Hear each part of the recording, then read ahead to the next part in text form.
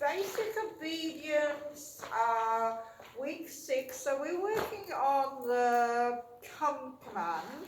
The idea of this game is we want the dog to think that when they hear the word C-O-M-E, that it equals good things. What's probably happened up till now is that if your dog's been running away, you've probably been calling their name or the word come or here or something similar, and they now think that that word actually means run away. The reason being, when a dog runs, if they can turn around and see you chasing them, they get your eye contact, then it's just going to carry on working. So little Abby, who's in the training, is going to work with me through this lesson.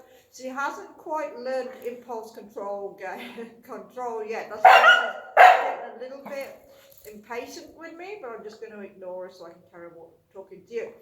Okay, so last week in class when we did the math training, what they learned was when we faced them with our shoulders up, that meant they were to stay in position. We want them in this exercise to actually chase us. So I'm going to be running that way at the end of the room. Now the first stages are really, really important before I even start to run. When I do run, I'm going to keep encouraging her, using my voice, tapping the side of my legs. But what I'm not going to keep saying is come, come, come, come, come. I'm only going to give one big loud C-O-M-E when we start off.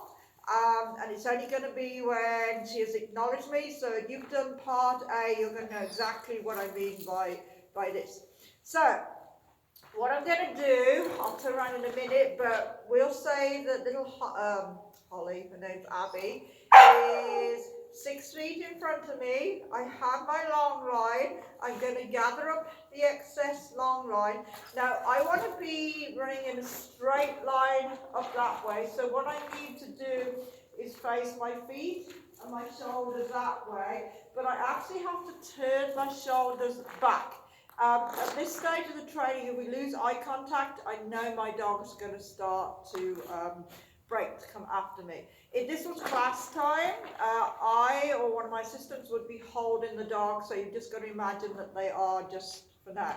Now, I'm facing that way. I'm going to give 2 taps on the side of the leg, one big loud C-O-M-E. When I do that, my assistant would release the dog, and I would already be starting to run up this end of the room, so my dog has to follow me. When she catches me, I'm going to have a big, big party. I want them to make the connection that come equals good things. Okay, are you ready, Abby?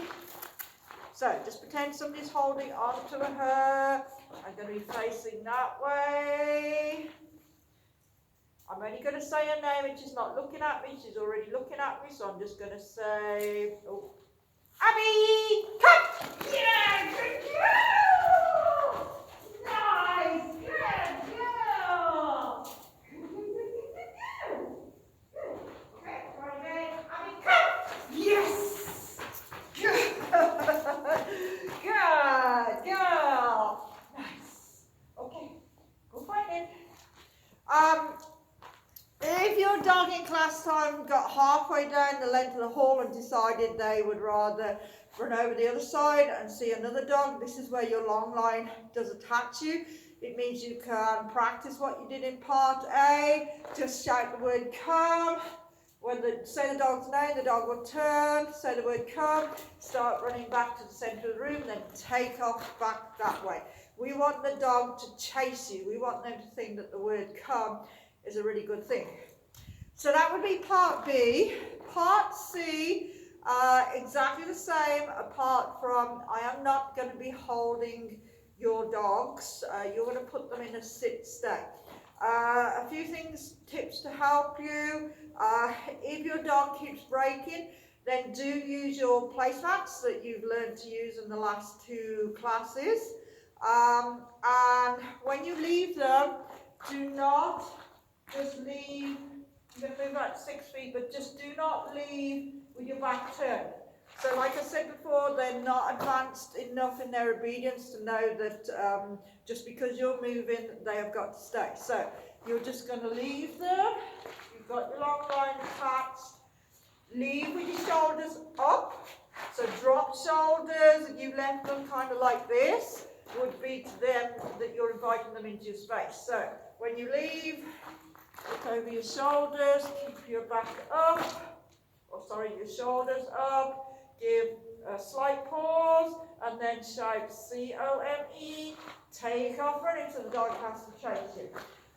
If your dog still is continuously breaking, then go back to the exercise that we did on the mats where we did 1 step forward, reward. 1 step to the left, come back in, reward. 1 step to the right, come in, reward. Get up to about 2 or 3 steps, then move out. By this time your dog will have got the idea they have to stay on the mat. Then gather up your long line and shout the word C-O-M-E. Okay, Abby, have you found all those treats yet? Come on, we need you. So we need a labby and a sit. Okay, so I'm going to move away. She's going to take his break position, so I'm going to come back, sit. I'm going to move away. Break position again. Sit. Good. 1 step away. Come in. Reward. Ups. 1 step away. Come in. Reward. 2 steps away. Come in. Reward. Okay. Just for video purposes, I'm going to chance this just a little bit more than I would normally. 2 steps away. Come! Yes! Good girl! Yes! Yes, yes, yes! Good. Ready? Sit. Come! Yes! Good girl! What you doing? Good. Okay, so when you say the word come, it is only once, big, loud, clear, 1 time, C-O-M-E, or come, or whatever word you want to use. That's just what I've always used. Here, hustle, good ideas as well.